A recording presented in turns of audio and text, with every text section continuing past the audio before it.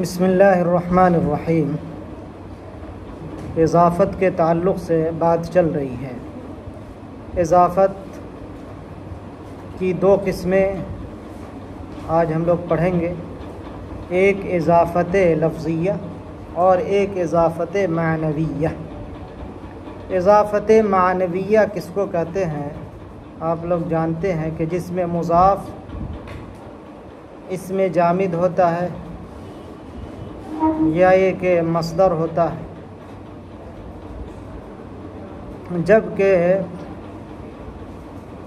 اضافت لفظیہ میں مضاف جو ہوتا ہے وہ اس میں مشتق ہوتا ہے، جو فعل کی طرح عمل کرنے والا ہوتا ہے، جس کے اندر فعل کی طرح عمل کرنے کی صلاحیت ہوتی ہے۔ اسم فاعل، اسم مفعول، صفت مشبہ، تو یہ سب جو ہے اضافت معنویہ میں مضاف بنتے ہیں، اسم فاعل، اسم مفعول، صفت مشبہ۔ اضافت معنویہ اور لفظیہ میں فرق کیا ہے؟ اضافت معنویہ کی ایک مثال دیکھیے، غلام زید، غلام زید، اور اضافت لفظیہ کی مثال ہے دارس الادب، ہوا دارس الادب، ہوا دارس الادب۔ دارس اسم فاعل ہے، درس سید رسول سے دارس ہے کہ نہیں، پڑھنے والا۔ الادب یہ جو ہے ایک مادہ ہے، دارس الادب۔ اضافت لفظیہ میں یہ ہوتا ہے کہ آپ اضافت کو ختم کر دیں پھر بھی معنی کیا ہے؟ باقی رہتا ہے، معنی میں کوئی فرق نہیں پڑتا۔ کہہ سکتے ہیں ہوا دارس الادب، معنی سیم ہے، ہوا دارس الادب، معنی میں کوئی فرق نہیں ہوا، وہ ادب پڑھنے والا ہے۔ جو معنی تھا ہوا دارس الادبی کا، وہی معنی ہے ہوا دارس الادب، ہوا دارس الادب۔ بس اعراب فرق ہو گیا، اضافت ختم ہو گئی تو اس کا مفعول بن گیا، تو جو اعراب بن سکتا ہے وہ اعراب بن جائے گا، مضاف الیہ ختم ہو جائے گا۔ اسے اضافت لفظیہ کہتے ہیں۔ اضافت معنویہ میں اضافت کو جب ختم کر دیں گے تو معنی ہی ختم ہو جائے گا اضافت کا۔ جیسے ہوا غلام زید، وہ زید کا غلام ہے، اگر اس اضافت کو ختم کر دے ہوا غلام زید تو معنی باقی نہیں رہے گا۔ جو معنی ہم مراد لینا چاہ رہے ہیں اضافت سے، وہ معنی مراد نہیں لیا جا سکتا ہے، معنی ہی ختم ہو جائے گا۔ تو اضافت معنوی کو ختم نہیں کر سکتے ہیں ورنہ معنی خراب ہو جائے گا، جبکہ اضافت لفظی کو ختم بھی کر دیں گے تو معنی ہو بہو باقی رہے گا۔ تو ایک فرق ہوا۔ دوسرا فرق یہ ہے کہ اضافت معنویہ میں مضاف اپنے مضاف سے تعریف یا تخصیص کا فائدہ حاصل کرتا ہے۔ مثلا غلام زید الجمیل، غلام زید الجمیل، مثلا اس میں جو الجمیل ہے یہ غلام کی صفت واقع ہے، جبکہ غلام کیا ہے؟ نکرہ ہے، غلام تو نکرہ ہے کہ نہیں، لیکن معرفہ کی طرف اضافت کرنے کی وجہ سے وہ معرفہ ہو گیا۔ اسی طرح غلام رجل، اس سے تخصیص کا فائدہ حاصل ہو جاتا ہے، وہ بھی معرفہ ہی کے ایک قسم میں داخل ہو جاتا ہے، تو اس سے تعریف اور تخصیص کا فائدہ حاصل ہوتا ہے۔ غلام رجل، غلام رجل، اس سے تخصیص کا فائدہ حاصل ہو گیا۔ اضافت لفظی میں کیا ہوتا ہے؟ تعریف اور تخصیص کا کوئی فائدہ حاصل نہیں ہوتا، بلکہ تخفیف لفظی کا فائدہ حاصل ہوتا ہے۔ اور تخفیف لفظی کیا ہے؟ تنوین کا ختم ہو جانا، نون کا ختم ہو جانا، جس کو ہم لوگوں نے پڑھ لیا ہے۔ نون جمع مذکر سالم سے اور تثنیہ سے کیا ہو جاتا ہے؟ حذف ہو جاتا ہے۔ اسی طرح تنوین کیا ہے؟ حذف ہو جاتی ہے۔ تو گویا کہ لفظ میں تخفیف لفظ میں تخفیف پیدا ہو جاتی ہے، بس اتنا سا کیا ہے اضافت کا فائدہ ہوتا ہے، اس سے کوئی زیادہ فائدہ نہیں ہوتا۔ جبکہ اضافت معنوی میں تعریف کا بھی فائدہ ہوتا ہے، معنوی فائدہ، صرف ہے کہ نہیں، لفظی فائدہ نہیں، بلکہ لفظی فائدے کے ساتھ معنوی فائدہ بھی حاصل ہوتا ہے۔ اور وہ معنوی فائدہ کیا ہے؟ تعریف و تخصیص، تعریف و تخصیص کا فائدہ حاصل ہوتا ہے، جبکہ اضافت لفظی میں صرف لفظی فائدہ حاصل ہوتا ہے، معنوی فائدہ حاصل نہیں ہوتا، ہے کہ نہیں؟ اسی لیے جو اضافت لفظی میں مضاف ہوتا ہے اس کو گرچہ آپ معرفہ کی طرف اضافت کر دیں لیکن وہ نکرہ ہی رہتا ہے۔ جیسے ہدین بالغ الکعبۃ، بالغ الکعبہ، بالغ جو ہے کعبہ کی طرف مضاف ہے، معرفہ کی طرف مضاف ہے، تو معرفہ ہونا چاہیے، لیکن ہدین کی صفت ہے جو نکرہ ہے، اس کا مطلب یہ ہے کہ یہ بھی نکرہ ہی باقی رہا۔ تو اضافت لفظی میں مضاف کیا ہے؟ نکرہ ہی باقی رہتا ہے، معرفہ نہیں بنتا، گرچہ وہ معرفہ کی طرف مضاف ہو جائے، بات سمجھ گئے؟ لیکن اضافت معنویہ میں کیا ہوتا ہے کہ اگر معرفہ کی طرف مضاف ہو تو مضاف بھی معرفہ ہو جاتا ہے، جیسے غلام زید الجمیل، الجمیل، جمیل نہیں کہیں گے صرف۔ اچھا، اضافت معنوی میں بعض الفاظ ایسے ہیں جو معرفہ کی طرف اضافت کے باوجود نکرہ رہتے ہیں، ان میں سے جو الفاظ ہیں اس کو متوغل فی الابہام کہتے ہیں، جیسے غیر، مثل و شبہ، اس طرح کے الفاظ، یہ سب کیا ہے؟ اس کو کیا کہتے ہیں نحو کی اصطلاح میں؟ متوغل فی الابہام۔ متوغل معنی اندر تک گھسا ہوا، ابہام معنی مبہم، یعنی اس میں کوئی تعریف تخصیص حاصل نہیں ہوتی ہے، اور اسی لیے یہ ہمیشہ نکرہ رہتا ہے۔ اور نکرہ کی صفت کیا ہے؟ واقع ہوتا ہے معرفہ کی طرف مضاف ہونے کے باوجود، جیسے مررت برجل غیرک، غیرک ضمیر کی طرف مضاف ہے تو اس کو غیرک، غیر کو معرفہ ہو جانا چاہیے تھا لیکن معرفہ نہیں ہو رہا، رجلن کی صفت آ رہا ہے، مررت برجل غیرک، تو رجلن جو نکرہ ہے اس کی صفت آ رہا ہے، جبکہ یہ مضاف ہے معرفہ کی طرف، ضمیر کی طرف، مگر تعریف کا فائدہ نہیں حاصل ہو رہا ہے۔ مررت برجل غیرک مثلک وشبہک، اس طرح مررت برجل مثلک وشبہک، بات سمجھ میں آ رہی؟ تو ہمارے پاس کیا ہے؟ اضافت کی دو قسم ہیں، ایک اضافت معنوی اور ایک اضافت لفظی، دونوں کو ہم لوگوں نے سمجھ لیا ہے۔ تو دیکھیے، الاضافۃ علی ثلاثۃ انواع، تو یہاں پہ ہم علی نوعین لکھیں گے، بس الاضافۃ علی نوعین، ثلاثہ کو کاٹ کر کیا لکھیں گے؟ نوعین۔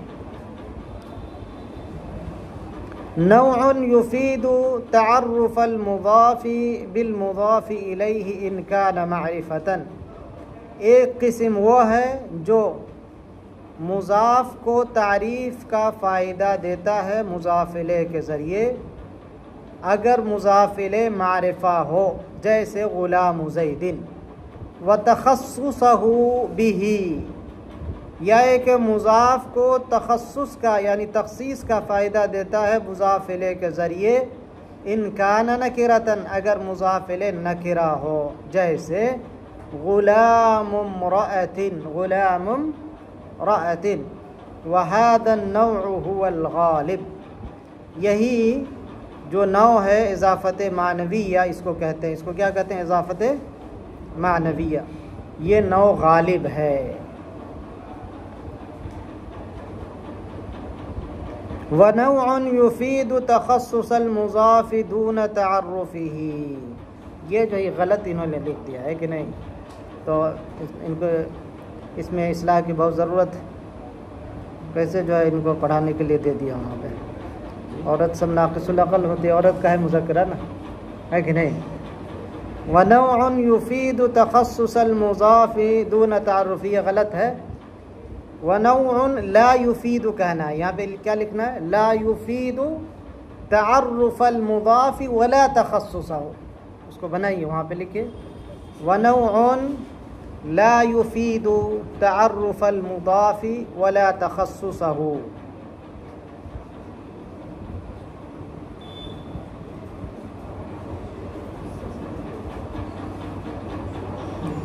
ونوع لا يفيد تعرف المضاف ولا تخصصه، تعریف بھی کہہ سکتے ہیں، تخصیص بھی کہہ سکتے ہیں، ہے کہ نہیں؟ ونوع لا يفيد تعرف المضاف ولا تخصصه بل يبقى على التنكير، بل يبقى على التنكير.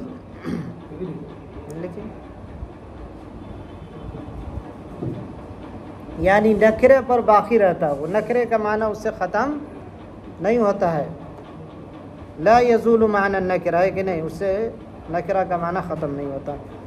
وضابطه، اور اس کا قاعدہ یہ ہے کہ ان یکون المضاف متوغلا فی الابہام، یہ کہ مضاف متوغل فی الابہام ہو، کغیر ومثل اذا ارید بہما مطلق المماثلة والمغایرة لا کمالہما، جب ان دونوں سے مطلق مماثلت یا مغایرت کا معنی مراد لیا جائے، نہ کہ کمال کا معنی مراد لیا جائے.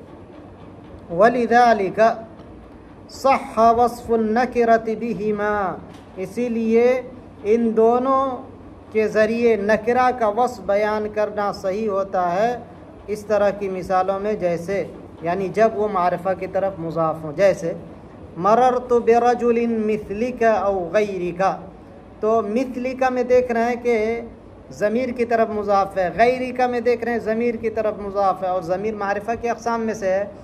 معرفہ کی طرف مضاف ہونے سے بھی یہ معرفہ نہیں بنا بلکہ نکرہ پہ باقی رہا، اسی لیے نکرہ کی صفت آیا ہے برجل کی، کیونکہ یہ معرفہ حاصل نہیں کیا، تعریف کا فائدہ حاصل نہیں کیا. بس سمجھ میں آ رہی؟ وَتُسَمَّى الْإِضَافَةُ فِي هَذَيْنِ النَّوْعَيْنِ مَعْنَوِيَّةً، ان دونوں قسموں میں اضافت کو معنوی کا نام دیا جاتا ہے، یعنی یہ دونوں قسم اضافت معنویہ کہلاتے ہیں. لِأَنَّهَا أَفَادَتْ أَمْرًا مَعْنَوِيًّا، اس لیے کہ ان دونوں قسموں نے معنوی فائدہ جو ہے دیا ہے. وَمَحْضَةٌ، اور اسی طرح اس اضافت کو اضافت محضہ بھی کہتے ہیں. دو معنی ہو گئے، ایک اضافت معنویہ بھی کہتے ہیں اور دوسرا معنی اضافت محضہ بھی کہتے ہیں. اس کو محضہ کیوں کہتے ہیں؟ ای خالصۃ من تقدیر الانفصال، یعنی کہ جدا ہونے کی تقدیر سے خالص ہوتے ہیں. مطلب یہ کہ اس میں اضافت کو کاٹنے کی کوئی گنجائش نہیں ہوتی، اضافت کو جدا کرنے کی کوئی گنجائش نہیں، جبکہ اضافت لفظیہ جو ہوتا ہے فی تقدیر الانفصال، یعنی جدا ہونے کی گنجائش میں ہمیشہ رہتے ہیں. بات سمجھ میں آ رہی؟ تو محضہ کا مطلب خالص اضافت، اور اضافت لفظیہ غیر محضہ غیر خالص اضافت، یعنی اس کو ختم بھی کر سکتے، ڈھل مل، جیسا موقع دیکھے ویسا کام کر لیا. تو یہ دو قسمیں جو انہوں نے بیان کیا ایک ہی قسم ہے، اس کو اضافت معنویہ کہتے ہیں. اس کو کیا کہتے ہیں؟ اضافت معنویہ. دوسری قسم کیا ہے؟ وَنَوْعٌ يُفِيدُ التَّخْفِيفَ فِي اللَّفْظِ فَقَطْ، دوسری قسم وہ ہے جو صرف تخفیف لفظی کا فائدہ دیتی ہے. بحذف التنوین او التنوین، دو جگہ تنوین لکھ دیا، او النون نہ لکھنا چاہیے، بحذف التنوین او النون، یعنی تنوین کے حذف سے یا نون کے حذف سے تخفیف لفظی کا فائدہ دیتی ہے یہ دوسری قسم. وضابطہ، اس کا ضابطہ کیا ہے؟ ان یکون المضاف صفة تشبہ المضارع فی کونها مرادا بها الحال او الاستقبال، اور اس کا ضابطہ یہ ہے کہ مضاف ایک ایسی صفت ہو، صفت کا مطلب مشتق، ایک ایسی مشتق، مضاف ایک ایسا اس میں مشتق ہو جو مضارع سے مشابہ ہو، جو کس سے مشابہ ہو؟ مضارع سے مشابہ ہو، کن چیزوں میں؟ معنی میں، فی کونہا مرادًا بہا الحال او الاستقبال، حال اور استقبال کا معنی مراد لینے میں، یعنی معنی میں مضارع کے مشابہ ہو۔ وَهَذِهِ الصِّفَةُ ثَلَاثَةُ أَنْوَاعٍ، یہ صفت جو مضاف یعنی یہ اسم مشتق جو مضاف بن سکتے ہیں یہ تین ہیں۔ اسم فاعل كقوله ضارب زید، ضارب زید، وراجینا، راجینا اسی سے را جینا ہے کہ نہیں، راجونا سے راجینا، تو یہاں پہ لکھنے کوئی ضارب زید یاد کیجیے کاف ہے، وہ دوسری مثال ہے۔ راجینا حالت نصب میں ہے، راجونا سے راجینا، رجا یرجو ہے نا، ضمیر کی صورت۔ واسم المفعول كقوله مضروب العبد، مضروب العبد، مروع القلب، مروع القلب، جس کے دل کو ڈرا دیا گیا، مضروب العبد جس بندے کو مارا گیا ہے کہ نہیں، مروع القلب ڈرا دیا گیا۔ والصفة المشبهة كقوله حسن الوجه، عظیم الامل، قلیل الحیل، یہ سب جو ہے صفت مشبہ کی مثال ہے۔ صفت مشبہ میں کیا ہوتا ہے عام طور پہ، یہ جو ترکیب یہاں پہ انہوں نے مثال لائی ہے یہ سب دراصل کیا ہے، صفت بن رہی ہے اور اس کو مضاف بنا دیا گیا ہے کہ نہیں۔ الوجہ الحسن اصل میں تھا، حسن الوجہ کہہ دیے، العمل العظیم تھا، عظیم العمل کر دیے، تو اضافت الصفت الی الموصوف، اضافت الصفت الی الموصوف یہ بہت زیادہ ہوتا ہے۔ وتسمى الاضافة في هذا النوع لفظیة، اس نوع کی اضافت کو لفظی کہا جاتا ہے، یعنی اضافت لفظیہ، لأنها افادت امرا لفظیا، اس لیے کہ ایک لفظی فائدہ دیا ہے، وغیر محضۃ، اور اس اضافت کو غیر محضہ بھی کہا جاتا ہے، لأنها فی تقدیر الانفصال، کیونکہ یہ انفصال کی تقدیر میں ہوتا ہے، یعنی جدائی کی تقدیر میں ہوتا ہے۔ اضافت کو ختم بھی کر دیں تو بھی اضافت کا معنی کوئی ہے کہ نہیں، خراب نہیں ہوتا، اضافت اپنے معنی پہ باقی رہتی ہے۔ بات سمجھ میں آ رہی ہے؟ تو یہ جو ہے اضافت کی دو قسمیں ہیں، ان دونوں کو ہم لوگوں نے سمجھ لیا۔ صلی اللہ علی نبینا